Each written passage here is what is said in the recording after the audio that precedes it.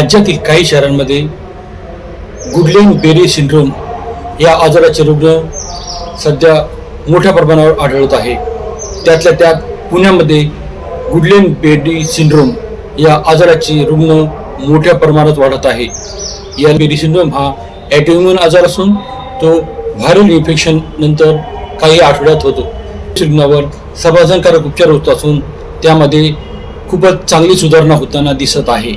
पाण्यातील जीवाणू विषाणू संसर्ग हे सुद्धा याचे एक मुख्य कारण आहे।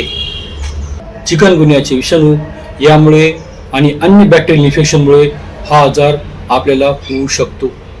अधिक खोकला, ताप तसेच सांधेदुखी हे याचे प्रमुख लक्षण असून पॅरालिसिसच्या रुग्णांसारखे स्नायूमध्ये जसे अशक्तपणा येतो त्यासारखाच अशक्तपणा ह्या आजारामध्ये स्नायूमध्ये होतो। गिळण्याचा त्रास होणे तसेच ओटीपोटात दुखणे व डायरियासारखे लक्षण सुद्धा या आजारामध्ये दिसू शकतात।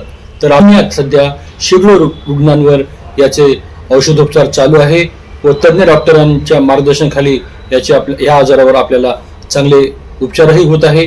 आणि पुण्यामध्ये एका रुग्णाचा GBS या आजाराने मृत्यू सुद्धा झालेला आहे। त्यामुळे खबर गाळून प्यावे, उघड्यावरील अन्न खाऊ नये तसेच हातापायाला अशक्तपणा जाणल्यास त्वरित सल्ला घ्यावा।